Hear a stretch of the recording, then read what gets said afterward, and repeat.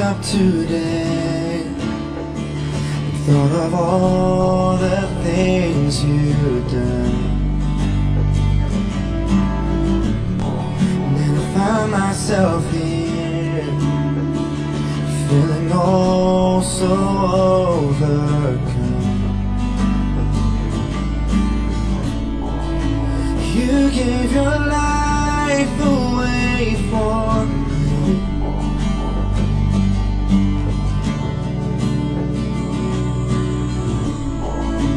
Truly my heart belongs to you.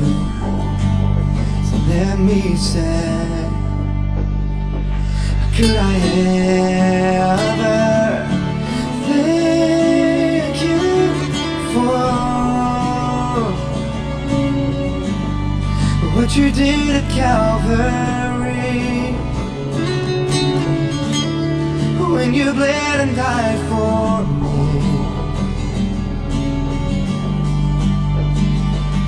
Could I ever turn away, knowing that you paid the price that I could never pay?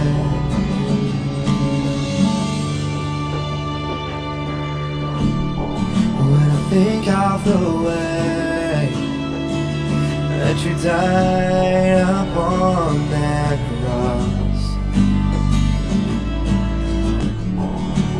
bearing my sin, even though my heart was lost. You gave your life away for me.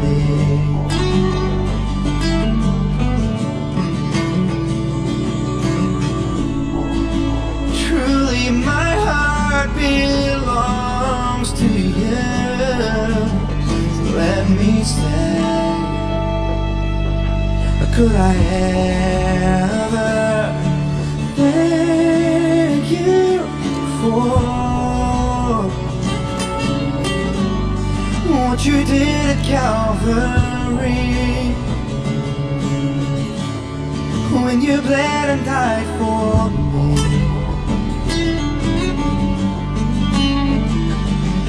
Could I ever turn away,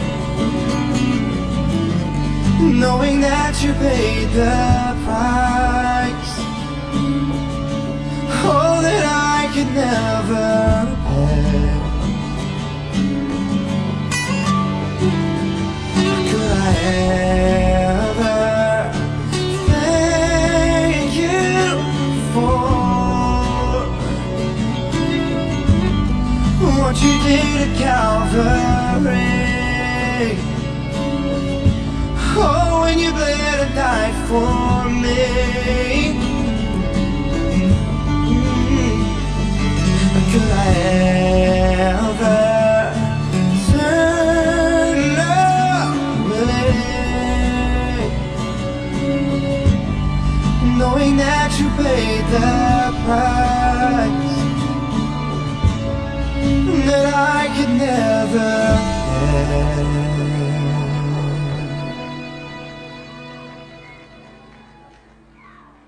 Joshua 8.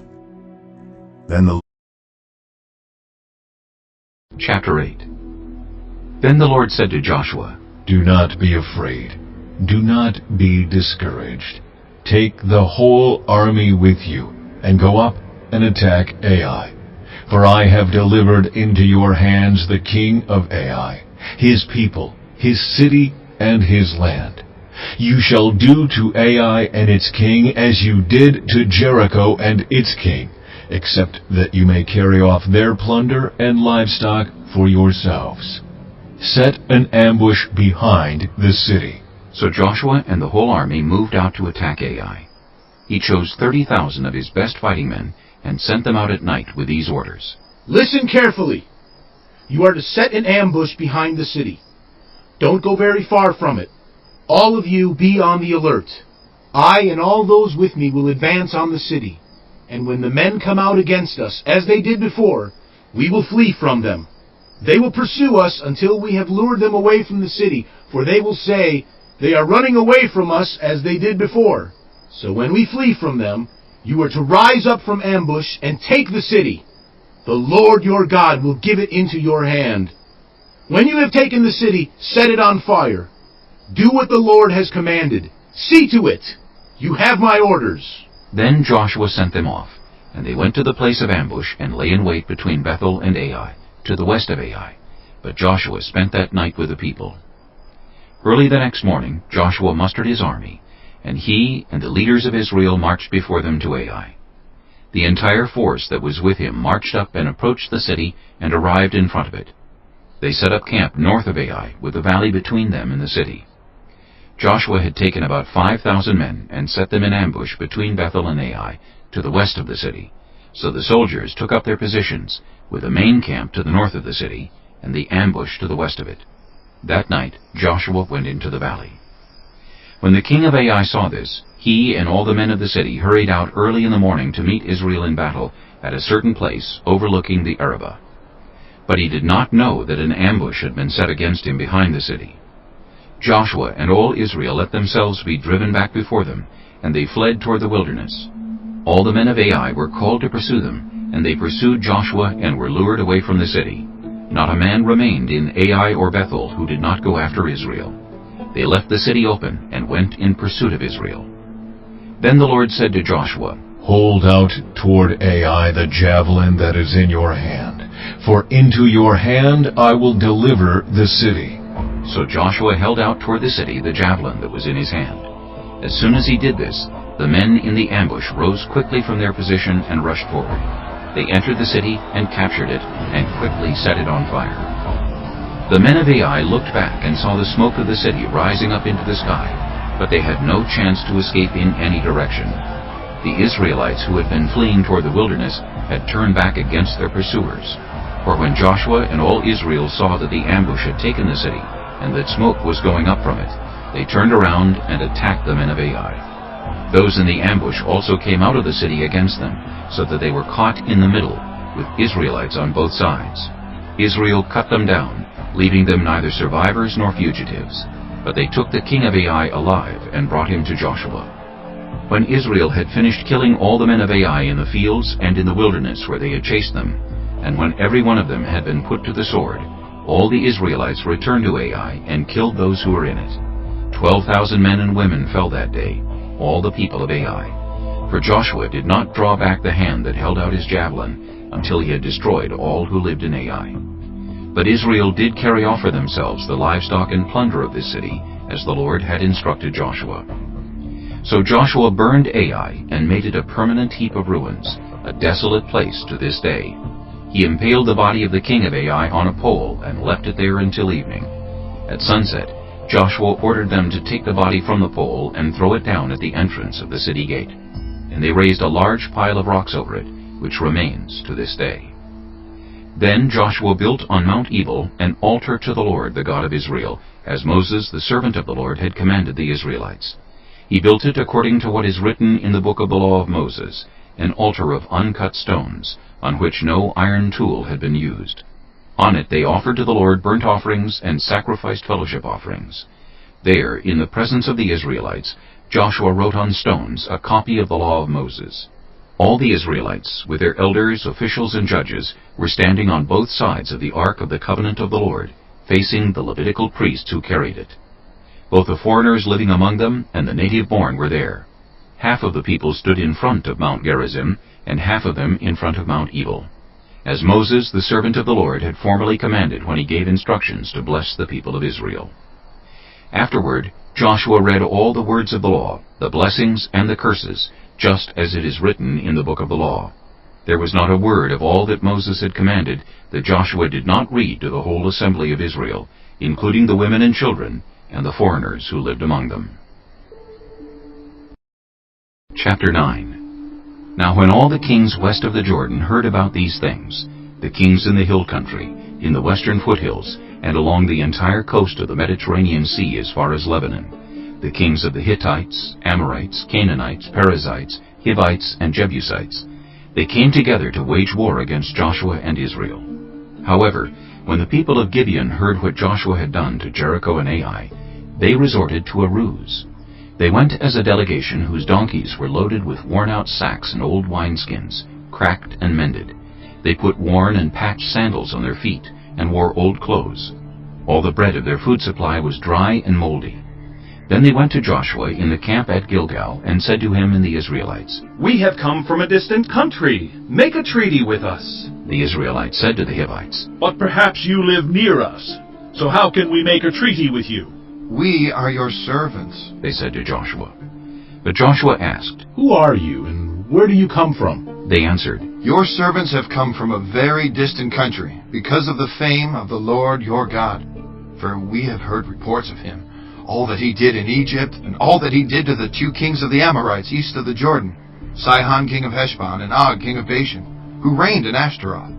And our elders and all those living in our country said to us, 'Take provisions for your journey, go and meet them, and say to them, We are your servants.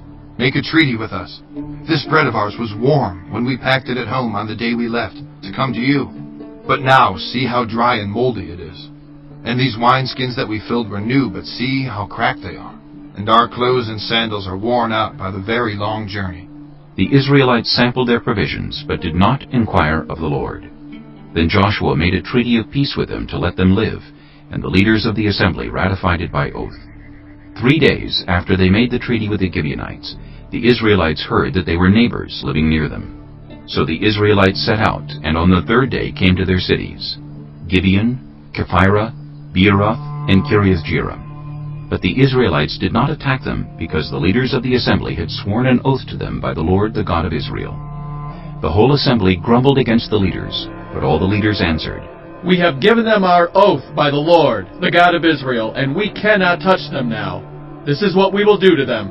We will let them live, so that God's wrath will not fall on us for breaking the oath we swore to them." They continued, "Let them live, but let them be woodcutters and water carriers in the service of the whole assembly." So the leader's promise to them was kept. Then Joshua summoned the Gibeonites and said, "Why did you deceive us by saying, 'We live a long way from you,' while actually you live near us? You are now under a curse. You will never be released from service as woodcutters and water carriers for the house of my God." They answered Joshua, Your servants were clearly told how the Lord your God had commanded his servant Moses to give you the whole land and to wipe out all its inhabitants from before you. So we feared for our lives because of you, and that is why we did this. We are now in your hands. Do to us whatever seems good and right to you." So Joshua saved them from the Israelites, and they did not kill them. That day he made the Gibeonites woodcutters and water carriers for the assembly, to provide for the needs of the altar of the Lord at the place the Lord would choose. And that is what they are to this day. Chapter 10. Now Adoni-Zedek, king of Jerusalem, heard that Joshua had taken Ai and totally destroyed it, doing to Ai and its king as he had done to Jericho and its king, and that the people of Gibeon had made a treaty of peace with Israel and had become their allies. He and his people were very much alarmed at this, because Gibeon was an important city, like one of the royal cities. It was larger than Ai, and all its men were good fighters. So Adoni-Zedek, king of Jerusalem, appealed to Hoham, king of Hebron, Piram, king of Jarmuth, Japhiah, king of Lachish, and Deber, king of Eglon. "Come up and help me attack Gibeon, He said. because it has made peace with Joshua and the Israelites." Then the 5 kings of the Amorites, the kings of Jerusalem, Hebron, Jarmuth, Lachish, and Eglon, joined forces. They moved up with all their troops and took up positions against Gibeon and attacked it. The Gibeonites then sent word to Joshua in the camp at Gilgal. "Do not abandon your servants. Come up to us quickly and save us. Help us, because all the Amorite kings from the hill country have joined forces against us." So Joshua marched up from Gilgal with his entire army, including all the best fighting men. The Lord said to Joshua, Do not be afraid of them. I have given them into your hand. Not one of them will be able to withstand you. After an all-night march from Gilgal, Joshua took them by surprise. The Lord threw them into confusion before Israel, so Joshua and the Israelites defeated them completely at Gibeon. Israel pursued them along the road going up to Beth-horon and cut them down all the way to Azekah and Makkedah. As they fled before Israel on the road down from Beth-horon to Azekah, the Lord hurled large hailstones down on them, and more of them died from the hail than were killed by the swords of the Israelites. On the day the Lord gave the Amorites over to Israel, Joshua said to the Lord in the presence of Israel, Sun, stand still over Gibeon, and you, moon, over the valley of Ajalon. So the sun stood still, and the moon stopped, till the nation avenged itself on its enemies, as it is written in the book of Jasher. The sun stopped in the middle of the sky, and delayed going down about a full day. There has never been a day like it before or since, a day when the Lord listened to a human being. Surely the Lord was fighting for Israel. Then Joshua returned with all Israel to the camp at Gilgal. Now the 5 kings had fled and hidden in the cave at Makkedah. When Joshua was told that the 5 kings had been found hiding in the cave at Makkedah, he said, Roll large rocks up to the mouth of the cave and post some men there to guard it. But don't stop. Pursue your enemies. Attack them from the rear, and don't let them reach their cities, for the Lord your God has given them into your hand. So Joshua and the Israelites defeated them completely, but a few survivors managed to reach their fortified cities. The whole army then returned safely to Joshua in the camp at Makkedah, and no one uttered a word against the Israelites. Joshua said, Open the mouth of the cave, and bring those 5 kings out to me. So they brought the 5 kings out of the cave, the kings of Jerusalem, Hebron, Jarmuth, Lachish, and Eglon. When they had brought these kings to Joshua, he summoned all the men of Israel, and said to the army commanders who had come with him, Come here and put your feet on the necks of these kings. So they came forward and placed their feet on their necks. Joshua said to them, Do not be afraid. Do not be discouraged. Be strong and courageous. This is what the Lord will do to all the enemies you are going to fight. Then Joshua put the kings to death, and exposed their bodies on 5 poles, and they were left hanging on the poles until evening. At sunset, Joshua gave the order, and they took them down from the poles and threw them into the cave where they had been hiding. At the mouth of the cave they placed large rocks, which are there to this day. That day Joshua took Makkedah.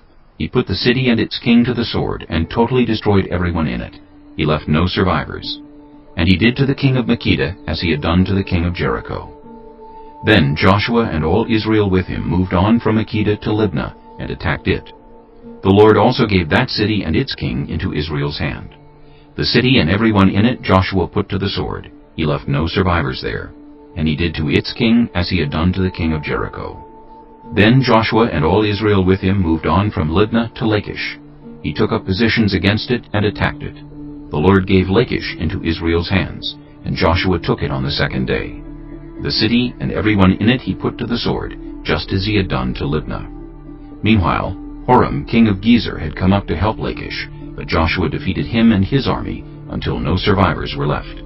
Then Joshua and all Israel with him moved on from Lachish to Eglon. They took up positions against it and attacked it. They captured it that same day and put it to the sword and totally destroyed everyone in it, just as they had done to Lachish. Then Joshua and all Israel with him went up from Eglon to Hebron and attacked it. They took the city and put it to the sword, together with its king, its villages, and everyone in it. They left no survivors. Just as at Eglon they totally destroyed it and everyone in it. Then Joshua and all Israel with him turned around and attacked Debir. They took the city, its king, and its villages, and put them to the sword. Everyone in it they totally destroyed. They left no survivors. They did to Debir and its king as they had done to Libnah and its king, and to Hebron. So Joshua subdued the whole region, including the hill country, the Negev, the western foothills, and the mountain slopes, together with all their kings. He left no survivors. He totally destroyed all who breathed, just as the Lord, the God of Israel, had commanded. Joshua subdued them from Kadesh Barnea to Gaza, and from the whole region of Goshen to Gibeon. All these kings and their lands Joshua conquered in one campaign, because the Lord, the God of Israel, fought for Israel. Then Joshua returned with all Israel to the camp at Gilgal.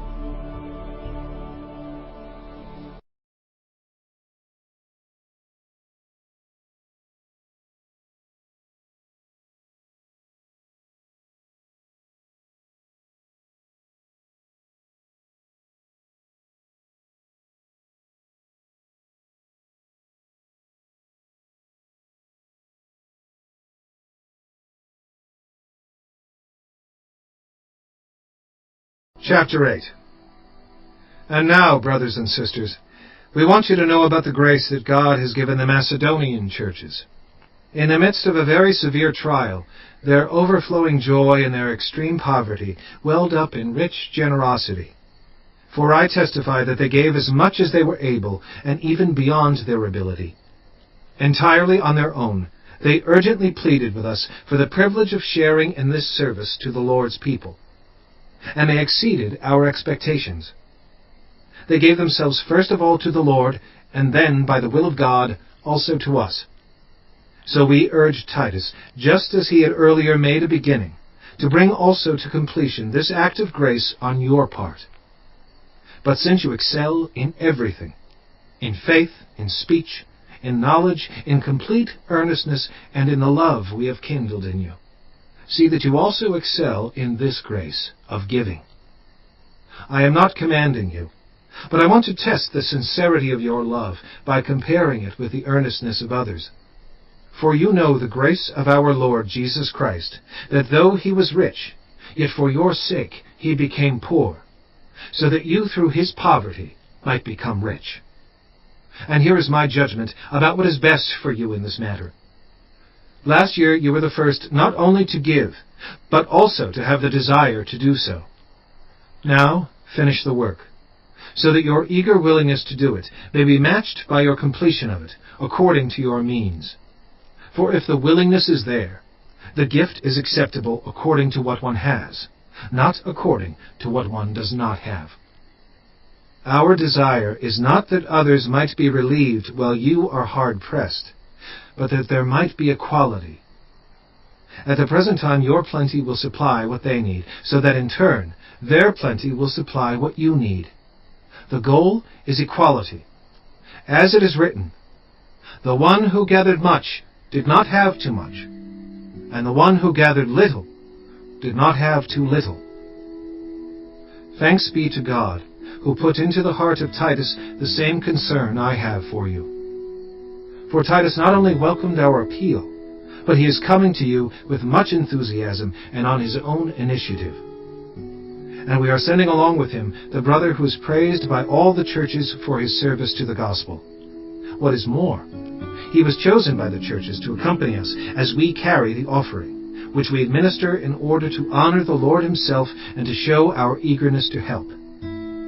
We want to avoid any criticism of the way we administer this liberal gift, for we are taking pains to do what is right, not only in the eyes of the Lord, but also in the eyes of man. In addition, we are sending with them our brother who has often proved to us in many ways that he is zealous, and now even more so because of his great confidence in you. As for Titus, he is my partner and co-worker among you. As for our brothers, they are representatives of the churches and an honor to Christ. Therefore show these men the proof of your love and the reason for our pride in you, so that the churches can see it. Chapter 9. There is no need for me to write to you about this service to the Lord's people, for I know your eagerness to help, and I have been boasting about it to the Macedonians, telling them that since last year you and Achaia were ready to give, and your enthusiasm has stirred most of them to action. But I am sending the brothers in order that our boasting about you in this matter should not prove hollow, but that you may be ready, as I said you would be. For if any Macedonians come with me and find you unprepared, we, not to say anything about you, would be ashamed of having been so confident. So I thought it necessary to urge the brothers to visit you in advance and finish the arrangements for the generous gift you had promised. Then it will be ready as a generous gift, not as one grudgingly given. Remember this: whoever sows sparingly will also reap sparingly, and whoever sows generously will also reap generously. Each of you should give what you have decided in your heart to give, not reluctantly or under compulsion, for God loves a cheerful giver. And God is able to bless you abundantly, so that in all things, at all times, having all that you need, you will abound in every good work. As it is written, They have freely scattered their gifts to the poor. Their righteousness endures forever. Now he who supplies seed to the sower and bread for food will also supply and increase your store of seed, and will enlarge the harvest of your righteousness. You will be enriched in every way, so that you can be generous on every occasion. And through us, your generosity will result in thanksgiving to God. This service that you perform is not only supplying the needs of the Lord's people, but is also overflowing in many expressions of thanks to God. Because of the service by which you have proved yourselves, others will praise God for the obedience that accompanies your confession of the gospel of Christ, and for your generosity in sharing with them and with everyone else. And in their prayers for you, their hearts will go out to you because of the surpassing grace God has given you. Thanks be to God for His indescribable gift.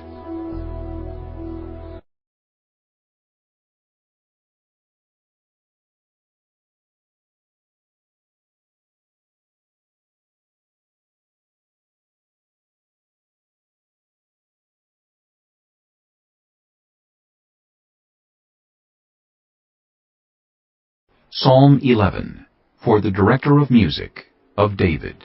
In the Lord I take refuge. How then can you say to me, flee like a bird to your mountain?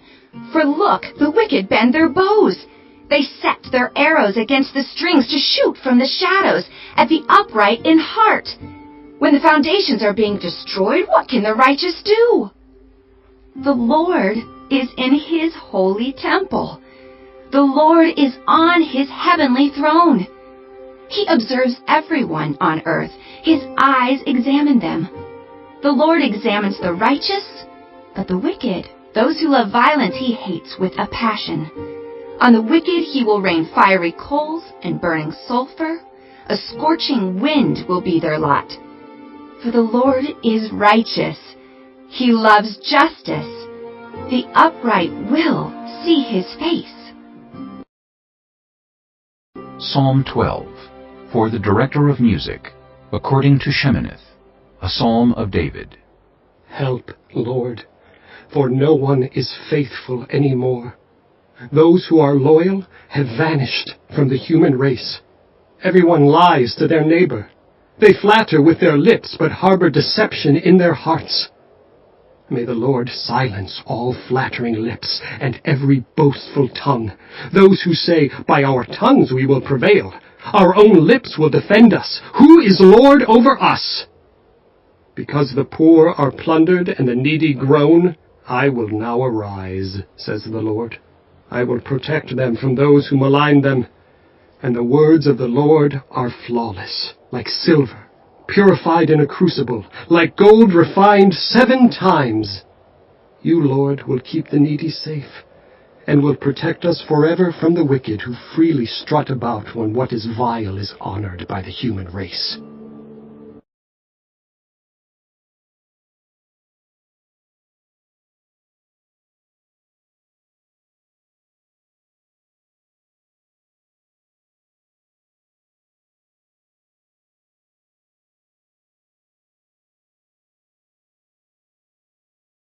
Chapter 28. The wicked flee though no one pursues, but the righteous are as bold as a lion. When a country is rebellious, it has many rulers, but a ruler with discernment and knowledge maintains order. A ruler who oppresses the poor is like a driving rain that leaves no crops. Those who forsake instruction praise the wicked, but those who heed it resist them. Evildoers do not understand what is right, but those who seek the Lord understand it fully. Better the poor whose walk is blameless than the rich whose ways are perverse. A discerning son heeds instruction, but a companion of gluttons disgraces his father. Whoever increases wealth by taking interest or profit from the poor amasses it for another who will be kind to the poor. If anyone turns a deaf ear to my instruction, even their prayers are detestable. Whoever leads the upright along an evil path will fall into their own trap, but the blameless will receive a good inheritance. The rich are wise in their own eyes. One who is poor and discerning sees how deluded they are. When the righteous triumph, there is great elation, but when the wicked rise to power, people go into hiding. Whoever conceals their sins does not prosper, but the one who confesses and renounces them finds mercy. Blessed is the one who always trembles before God, but whoever hardens their heart falls into trouble. Like a roaring lion or a charging bear is a wicked ruler over a helpless people. A tyrannical ruler practices extortion, but one who hates ill-gotten gain will enjoy a long reign.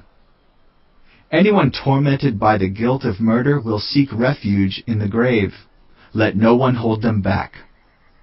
The one whose walk is blameless is kept safe, but the one whose ways are perverse will fall into the pit. Those who work their land will have abundant food, but those who chase fantasies will have their fill of poverty. A faithful person will be richly blessed, but one eager to get rich will not go unpunished. To show partiality is not good, yet a person will do wrong for a piece of bread. The stingy are eager to get rich and are unaware that poverty awaits them. Whoever rebukes a person will in the end gain favor rather than one who has a flattering tongue. Whoever robs their father or mother and says, "It's not wrong," is partner to one who destroys. The greedy stir up conflict, but those who trust in the Lord will prosper. Those who trust in themselves are fools, but those who walk in wisdom are kept safe. Those who give to the poor will lack nothing, but those who close their eyes to them receive many curses. When the wicked rise to power, people go into hiding, but when the wicked perish, the righteous thrive.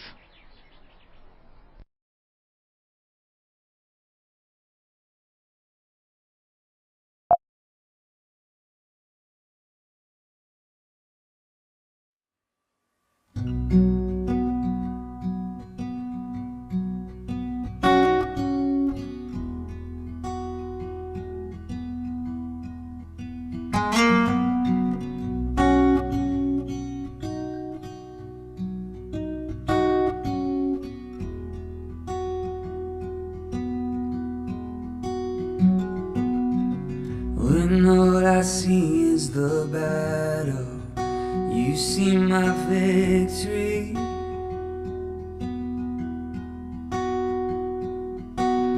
When all I see is the mountain, you see a mountain move. And as I walk through the shadow, your love surrounds me.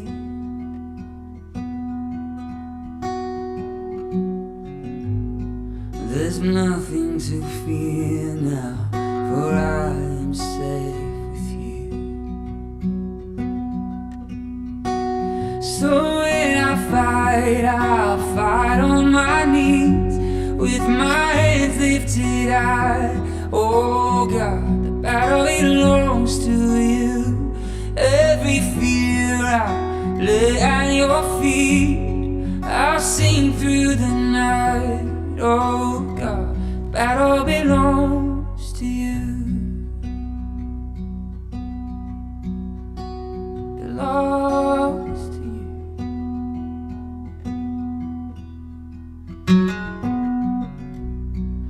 And if you are for me, who can be against me?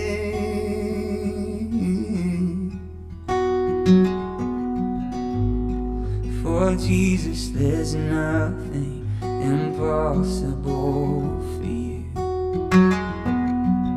When all I see are the ashes, you see the beauty.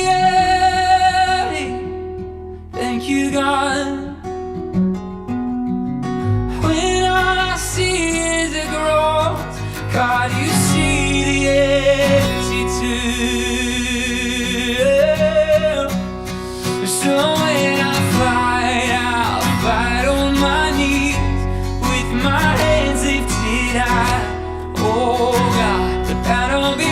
belongs to you.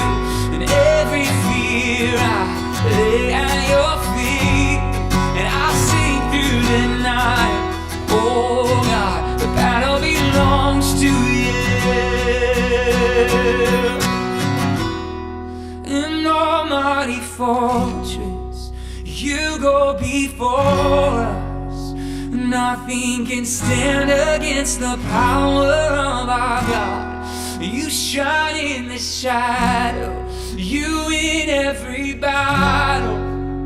Nothing can stand against the power of our God. An almighty fortress, you go before us. Nothing can stand against the power of our God. You shine in the shadow, you win every battle. Nothing can stand against the power of our God. An almighty fortress, you go before us. Nothing can stand against the power of our God. You shine in the shadow, you win every battle. Nothing can stand against the power of our God. So when I fight, I'll fight on my knees with my hands lifted high. Oh God, the battle belongs to you. And every fear I lay at your feet, and I'll sing through the night. Oh God, the battle belongs to you. And oh God, the battle belongs to you. And oh God, the battle belongs to you.